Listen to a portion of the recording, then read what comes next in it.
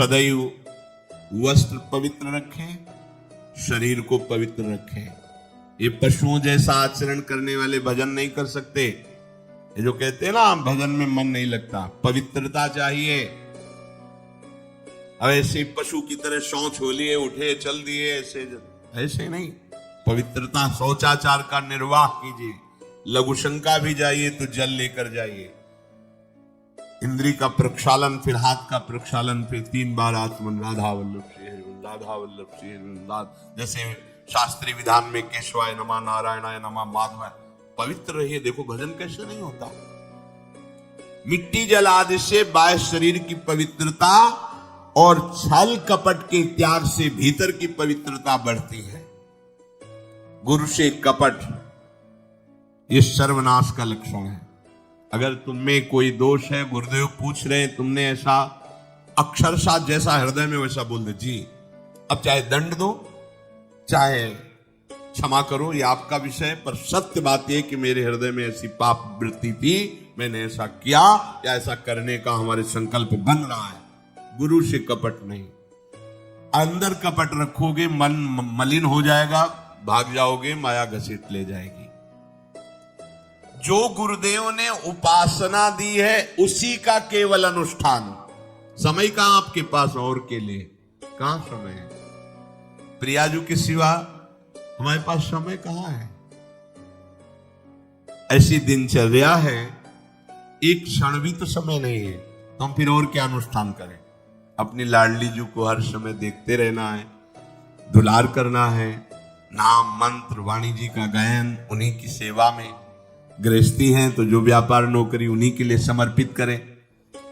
इसके लिए बहुत सहन शक्ति चाहिए।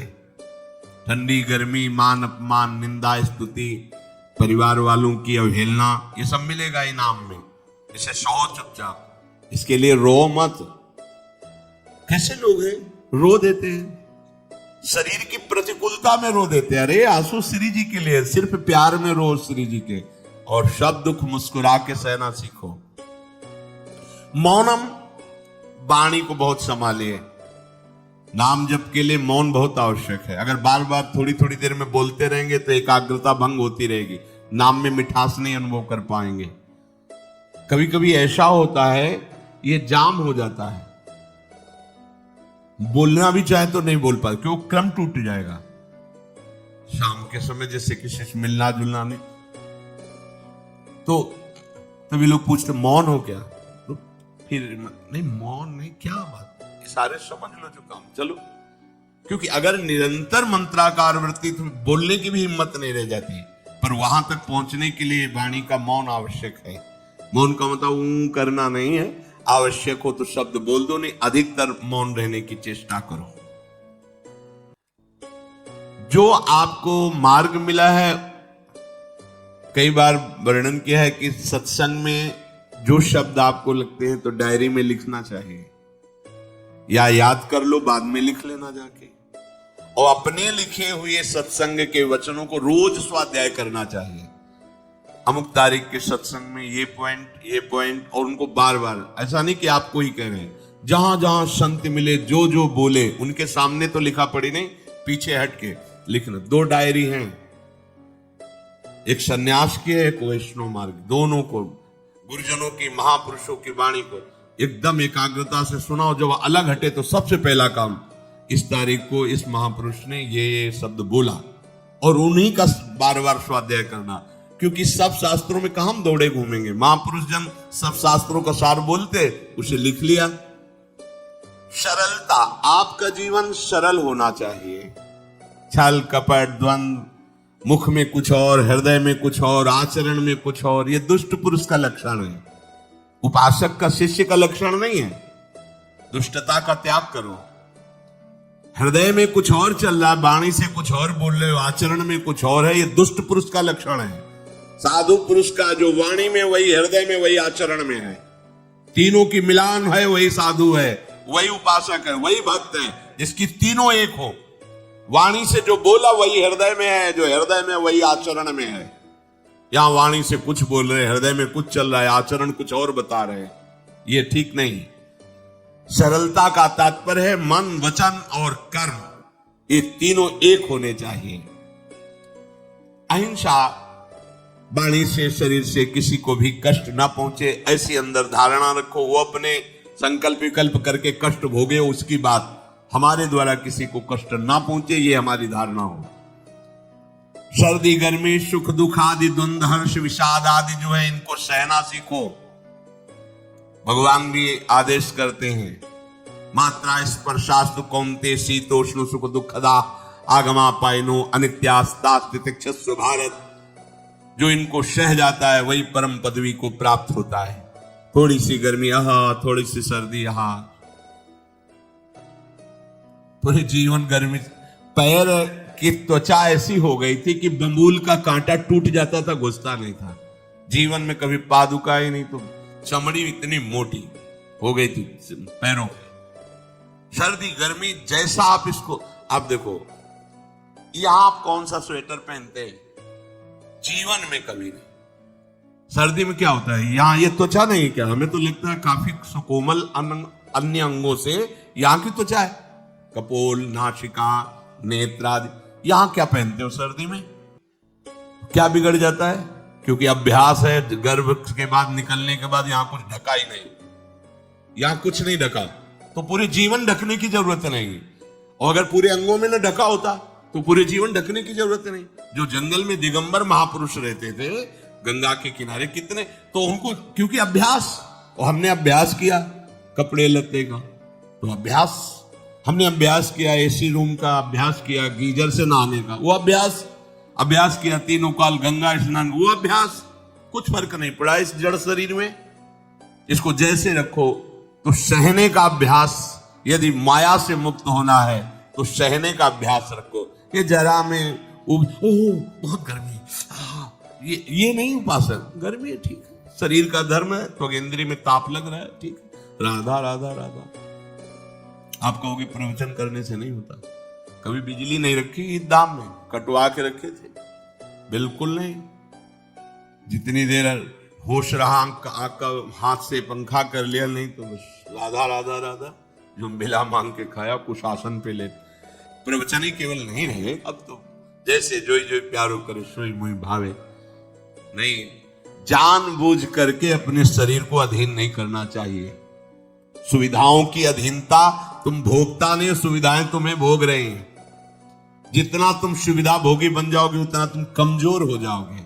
सीधे प्रकृति का वार सहो, तुम महात्मा सुदृढ़ बलवान हो जाओगे। तुम्हारे आगे समर्थ शब्द लग जाएगा। जो प्रकृति के और विकारों के वेगों को सीधे सहता है उसे महात्मा कहते हैं। स महात्मा सुदुर्लभा यम ही न व्यत्यन्ते पुरुषम पुरुषर्षभ सुख दुख समान।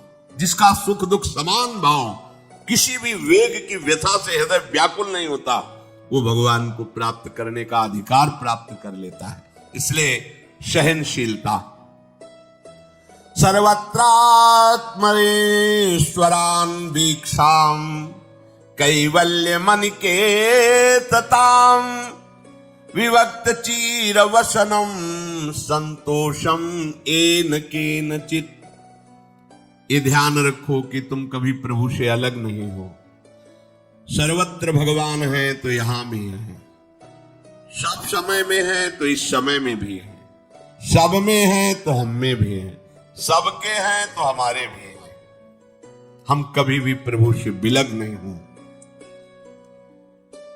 एकांत सेवन तुम्हारा स्वभाव बन जाना चाहिए। चाहे जो हो, थोड़े समय के लिए तो एकांत बैठो। एकांत मिला तो मोबाइल का संग कर लिया, एकांत मिला तो मित्र बना लिए, बैठ के प्रपंच वार्ता कर रहे हो। नहीं, अगर भगवत प्राप्ति करनी, माया मुक्त होना है तो एकांत एकांत ही होना चाहिए। भले 100 लोग हैं, हमारा किसी से कोई संबंध नहीं, और हम बैठे हैं अपने आराध्य देव के चिंतन में, हम एकांत हैं।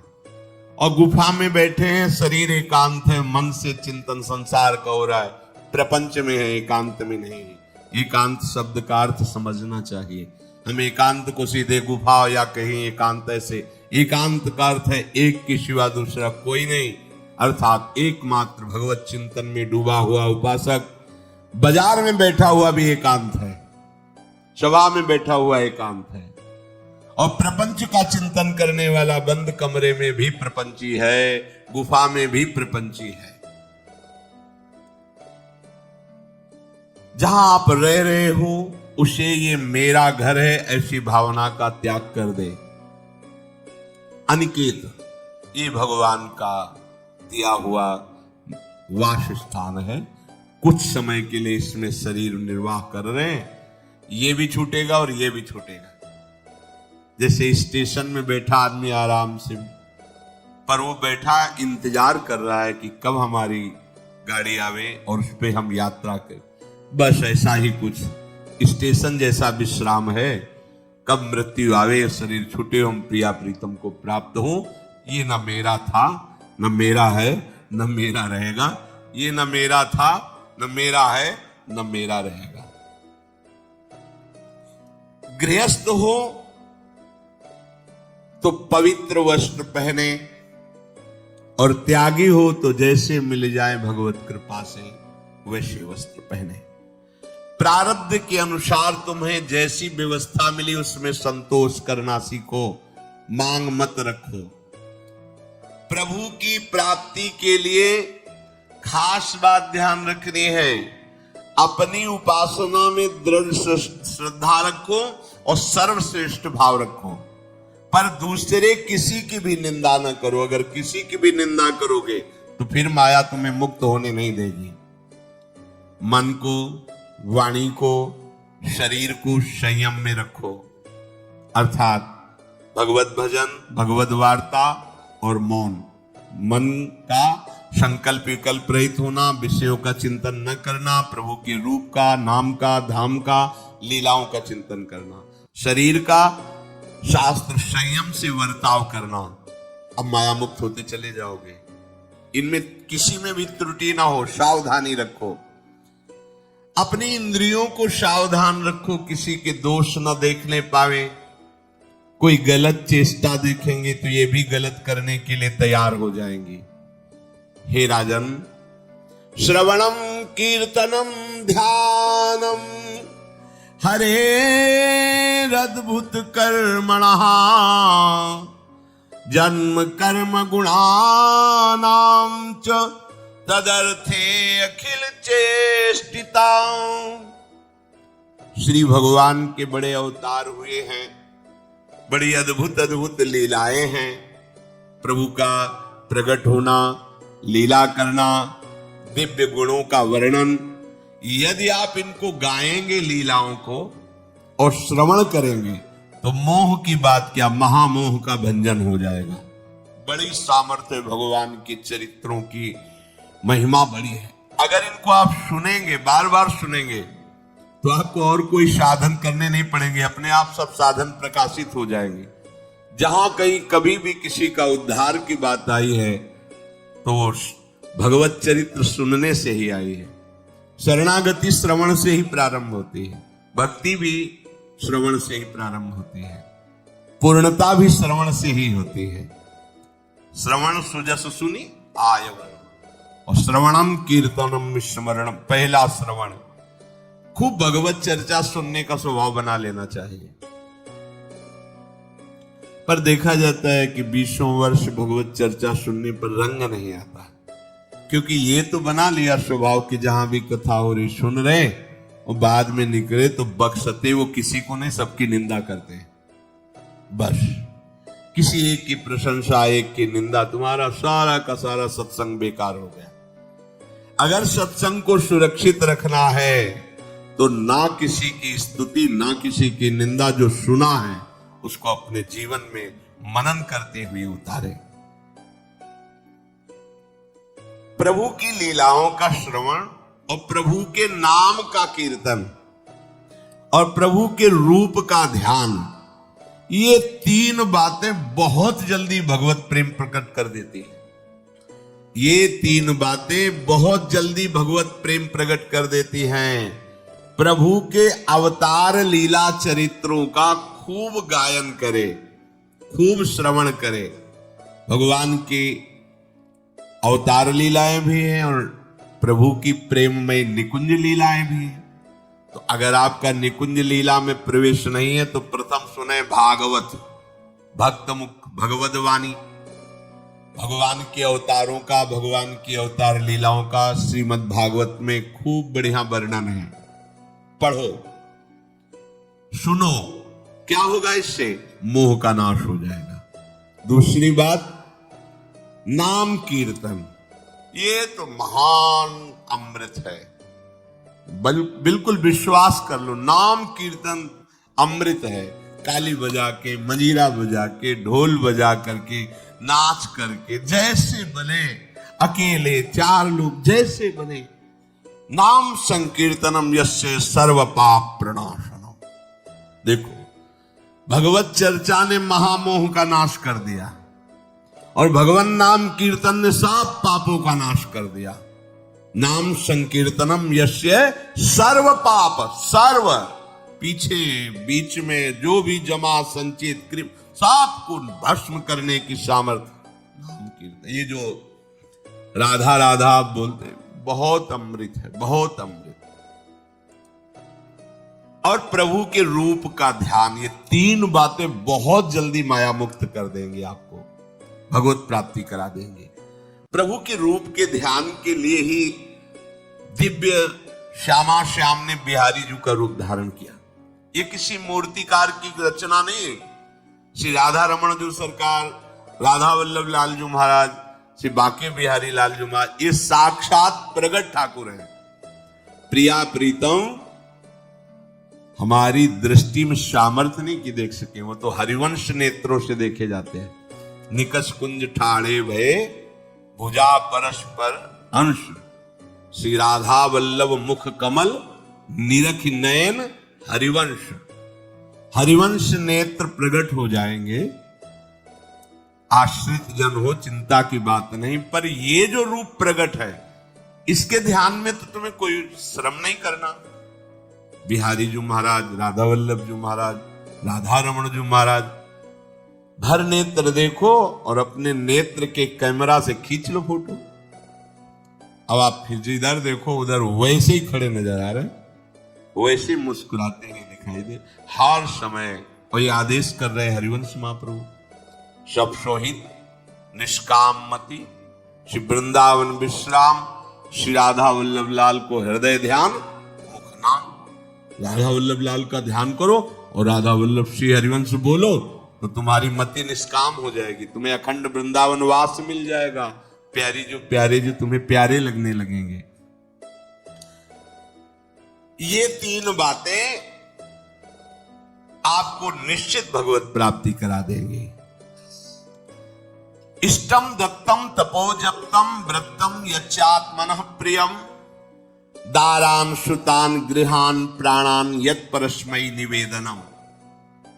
जो भी तुम्हारे द्वारा यज्ञ दान तप अथवा जप सदाचार, ये सब प्रभु को अर्पित कर दो, अविनाशी हो जाएगा।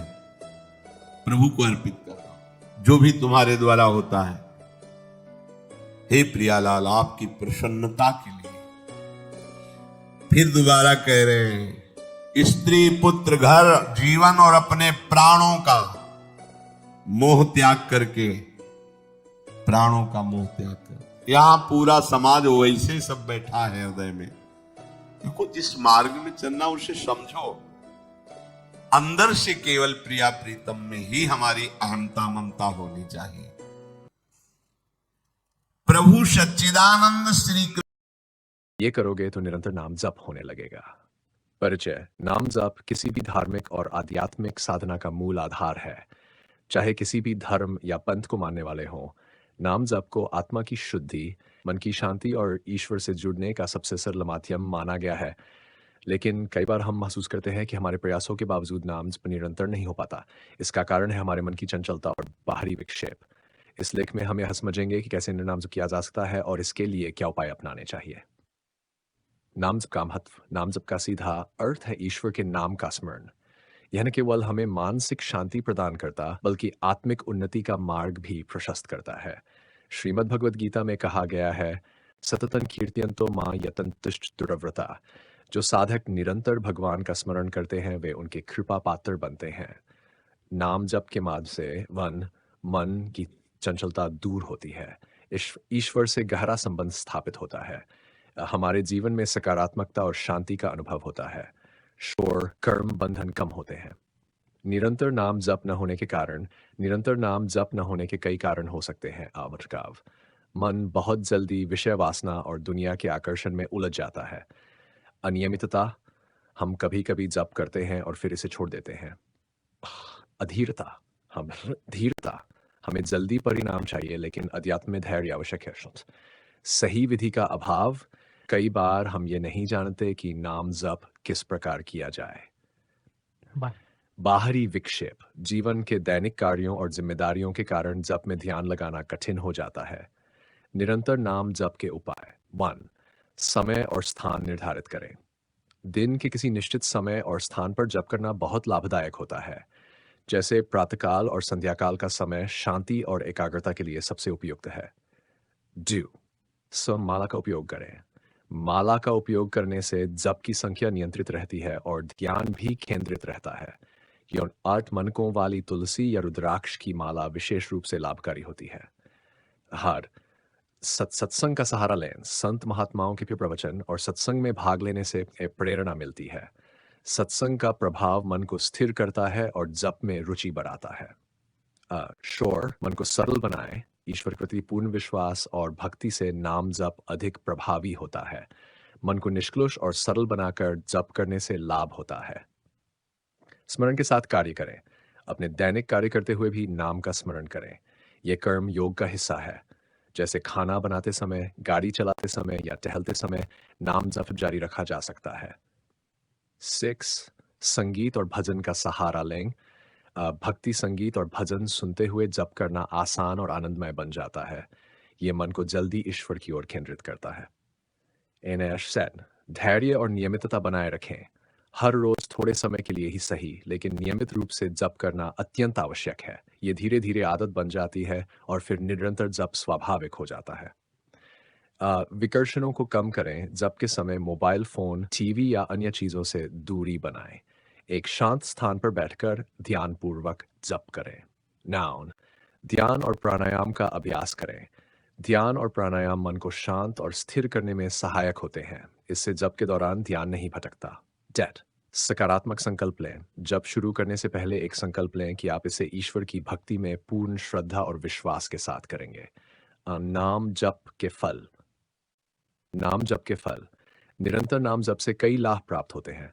1. आध्यात्मिक उन्नति, आत्मा का उत्थान होता है और जीवन का उद्देश्य स्पष्ट होता है। मानसिक शांति, चिंता और तनाव से मुक्ति मिलती है। शारीरिक लाभ, जप से मन और शरीर में ऊर्जा का संचार होता है। ईश्वर का सान्निध्य, साधक को ऐसा अनुभव होता है जैसे वह ईश्वर के निकट है। 5. कर्मों का शुद्धिकरण, बुरे कर्मों का प्रभाव कम होता है और जीवन में अच्छे कर्मों की ओर प्रेरणा मिलती है। निरंतर नाम जप करना साधारण दिखने वाला एक गहरा अभ्यास है। इसके लिए नियमितता, धैर्य और समर्पण की आवश्यकता होती है। जैसे जैसे आप इसे अपने जीवन का हिस्सा बनाते हैं, वैसे वैसे आपको इसके चमत्कारिक लाभ महसूस होंगे। ये न केवल आपके आध्यात्मिक जीवन को समृद्ध करेगा, बल्कि आपकी मानसिक और शारीरिक स्थिति में भी सकारात्मक परिवर्तन लाएगा। श्री हरि नाम सदा स्मरणीय, नाम बिना सब सून। इसलिए आज से ही नाम जप को अपनाएं और इसे अपने जीवन का अभिन्न हिस्सा बनाएं।